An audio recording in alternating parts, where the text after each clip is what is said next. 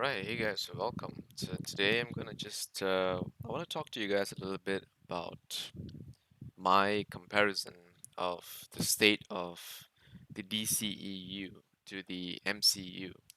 And I feel that there's a lot of people out there who need to be, well, technically educated about what difference in people's likes and the things they don't like, and sometimes the allowance of artist creativity over preference. And there's been a lot of debate over recent years between Marvel and DC, and that's for obvious reasons. There's a lot of things to compare between them.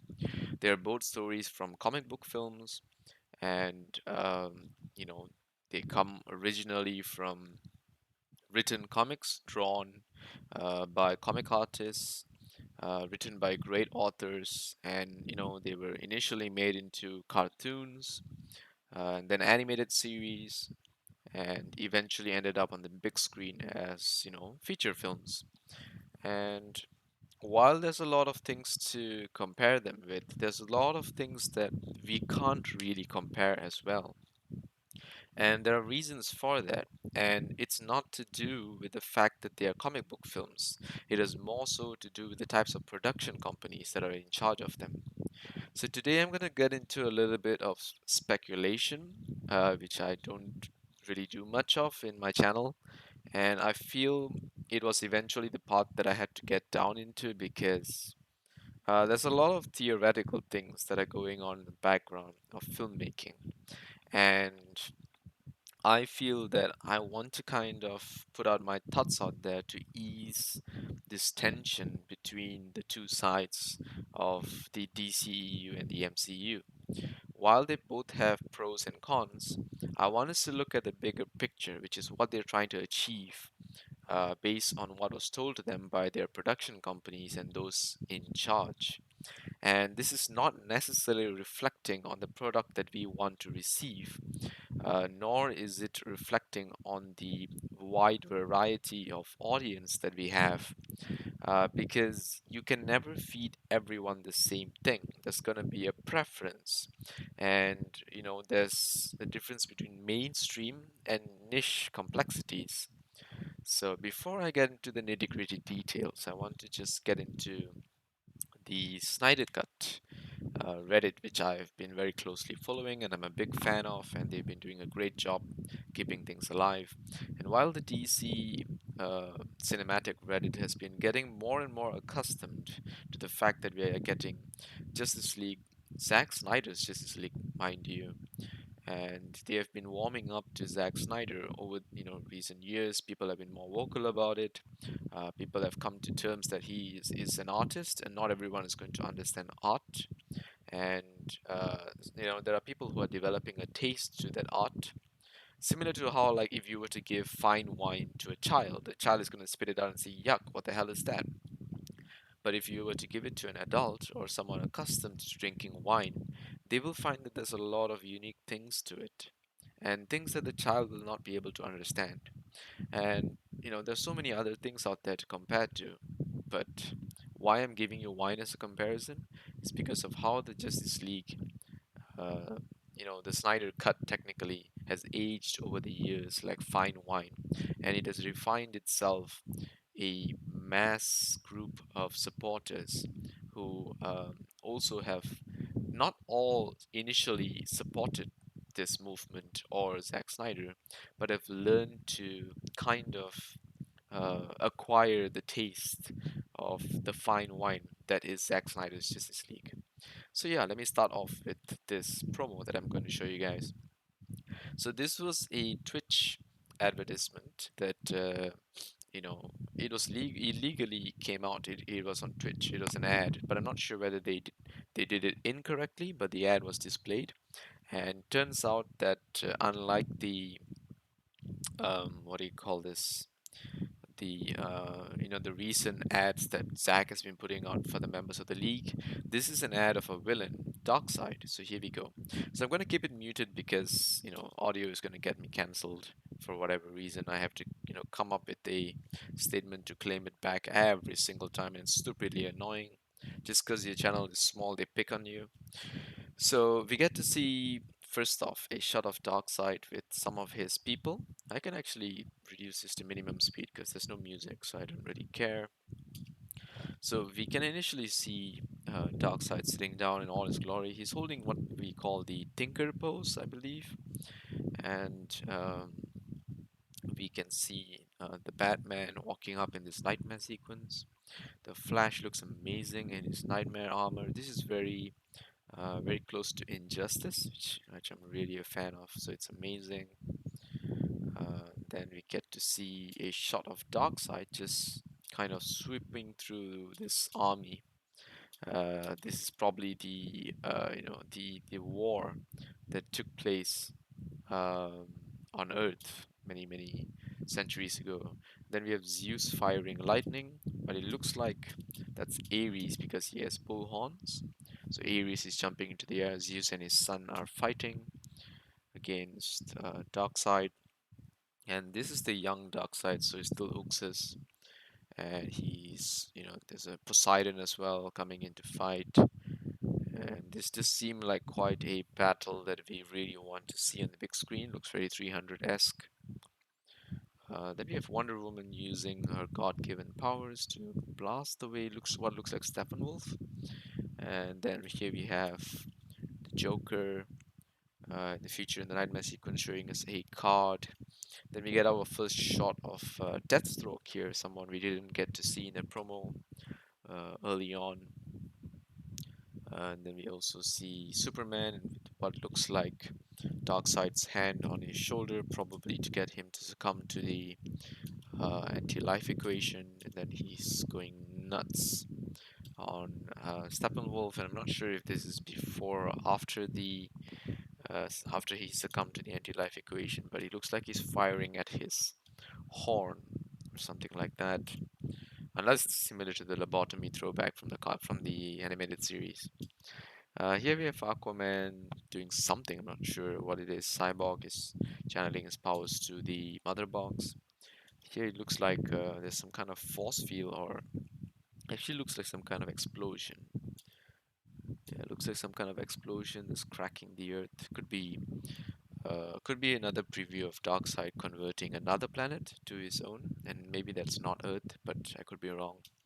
And here we see Darkseid in all his glory, and this looks like some kind of tool that they're using to communicate. This is not Darkseid's actual form, at least that's what I think. This looks like a tool that Darkseid is using to communicate with Steppenwolf or maybe someone else, and this is what it looks like in that kind of in through the way he communicates that version of what he has.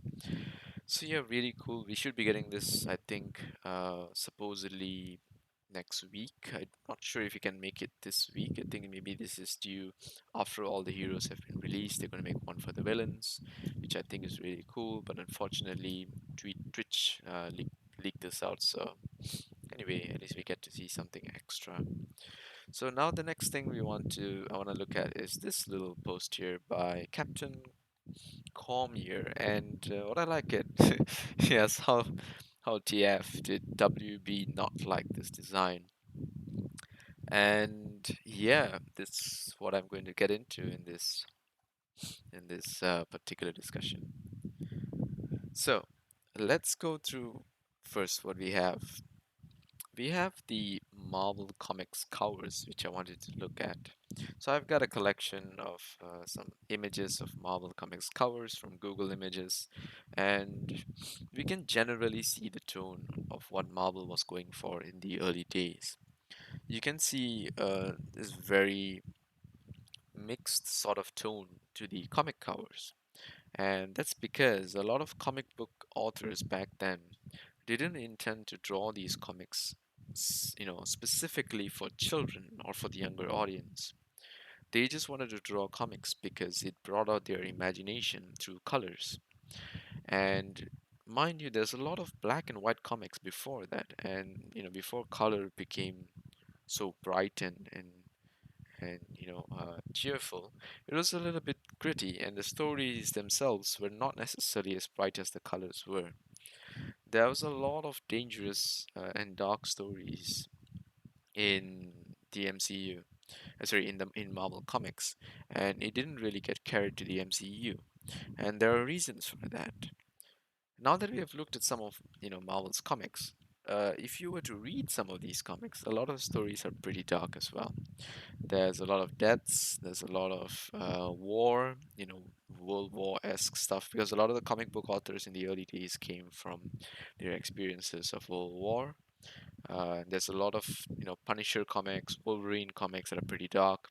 Even Spider-Man comics are pretty dark. The X-Men also, has a lot of horror-esque comics, a lot of brutality, blood, gore, a lot of things that were carried out into the comics that we didn't, actually ever get to see in a big screen.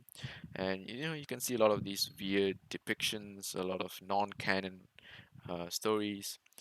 So yeah, this is what Marvel Comics is. Now let's have a look at the DC Comics. DC Comics, on the other hand, have been a lot darker, staying true to the tone of their lead detective, the Batman. And while the colors were lacking, the stories were just as good. But they were more true to the tone of, the detective comics. And they really went, oops, that was my cell. And they really went all out to kind of push on the detective aspect of it, bringing Batman to the forefront of the comics, while a lot of other superpowered characters took on more questionable objectives, like the purpose of being a hero and being a human. While Batman just went straight into the action, heroes like Superman actually questioned morals and capabilities of people as a whole. And DC Comics always took a more serious tone, but not necessarily darker, because the things that happen in the DC Comics also happen in Marvel Comics. Characters got brutally murdered, characters got dismembered, characters got disfigured, characters got, really questioned inside and out. And while all this happened, where were the people of today who are watching these films? My guess is most of them never read comics. Most of them are still kids today. And the adults who actually read comics are not the ones making these comments about comparing these two, and solely questioning why can't they be like each other. Well, guess what? They were never meant to. They were meant to be depicted by their respective authors of their comics. Now let's move forward to some series to compare.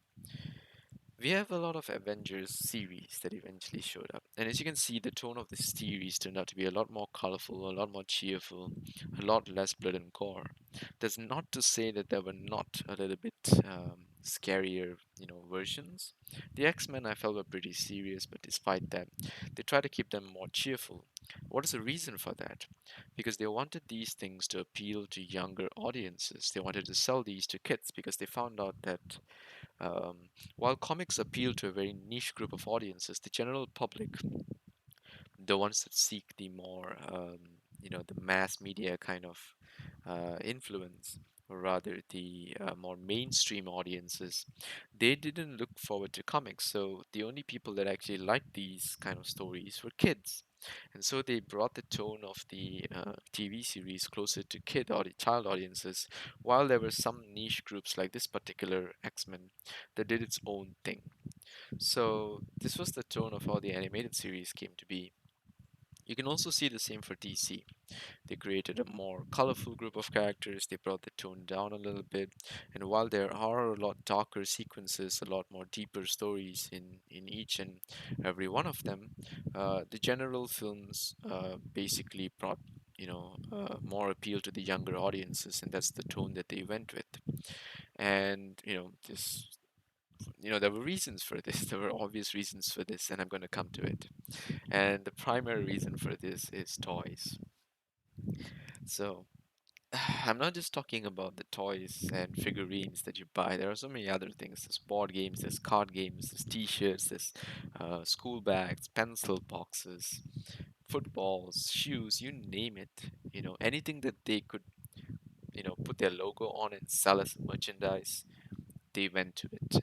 And trust me, it made them billions, not millions, billions. And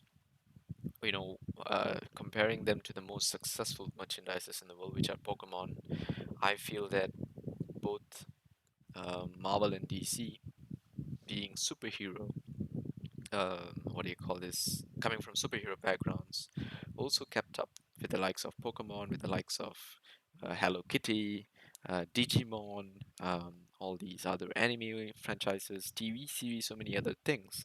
But what they could really push on was their toys. And who buys the most toys? Children. Adults don't usually buy, simple cheap toys. They look for really expensive figurines. And trust me, kids are not going to be able to buy these figurines because their parents wouldn't want to spend so much money on them. So most of these simple, cheap, really, really cheap toys, especially replica toys and all that, came about because these corporations focus on selling toys. Look at these. These don't even look like the heroes on Earth. What the hell are these? So so yeah, these were the things that they were pushed to do, and these are examples of DC toys. While you can see some darker tones to them, uh, these are definitely not for kids, mind you. Most of them are designed for kids. So what happened with what happened to the question of why Warner Brothers didn't like this, the design? Why did they reject the design? Well, the answer is simple. They want to be more like Disney, not Marvel. Disney. And what Marvel is doing is trying to be like Disney as well. They want to be able to merchandise their products over the longer term after the film and not focus solely on the profits and benefits of the film. And the main reason for this is because when Zack Snyder released Batman vs. Superman after Man of Steel, his general group of audiences declined, despite the fact that bringing in Batman should have brought more out of the audiences. It declined for reasons that are quite obvious. First and foremost, the tone was a lot darker. Superman became a lot darker, being brought into the world of the Dark Knight. And while it was true to the tone of the comics, it was not very much true to the tone of what children wanted. And because of that, they were not able to merchandise toys and sell products branded after their new biggest superheroes, Batman and Superman, who are now more suited for a niche group of audiences, uh, which prefer a darker tone of the comics and more serious tone of filmmaking. And while Zack Snyder's visual style is uncomparable, unmatched, and Chris Terrio's stories are just amazing with such depth, and also the way Zack, portrays his characters on the big screen are so serious and so deep.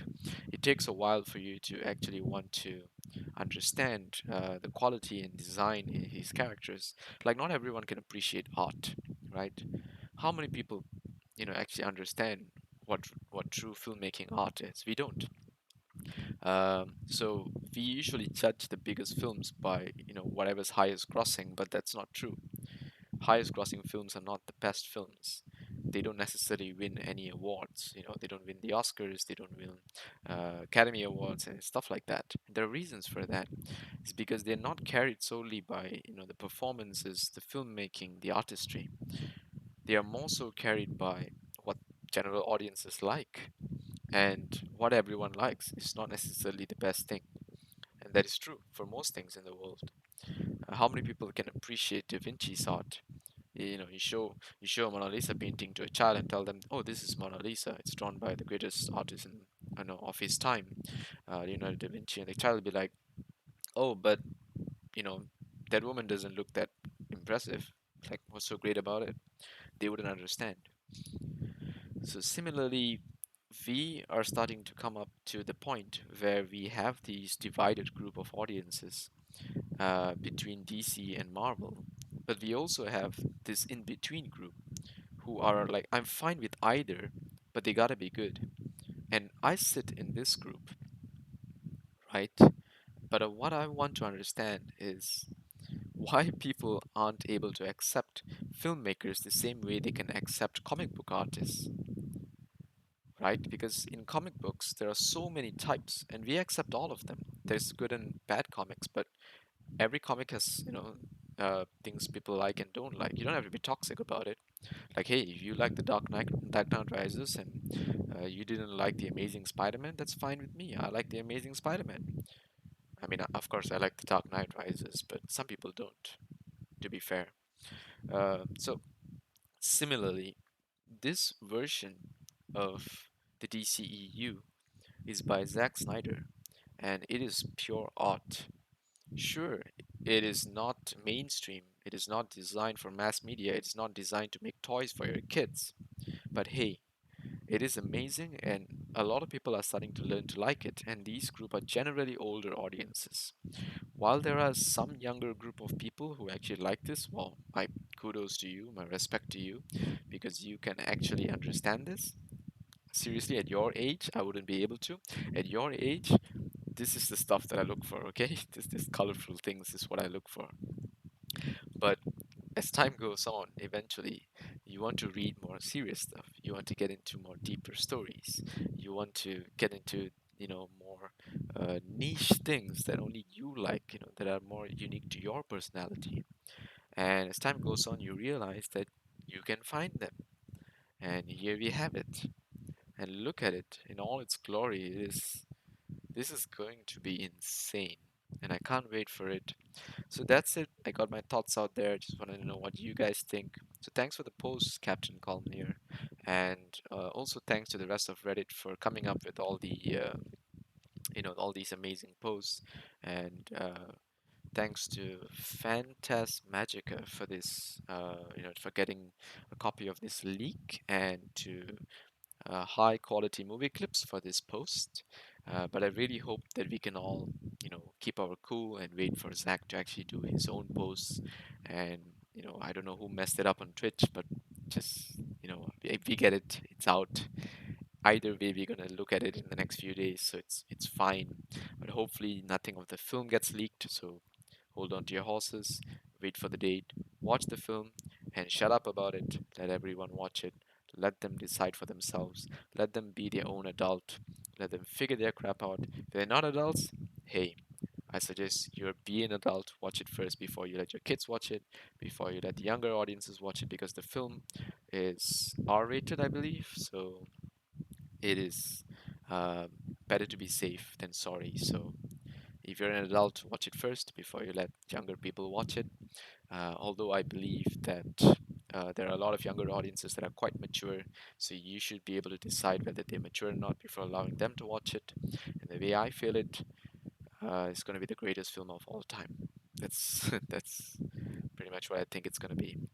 And even if it's not, I'm going to be fine with it because I'm still going to love it. And I can love something knowing that it's not the best thing out there in the world.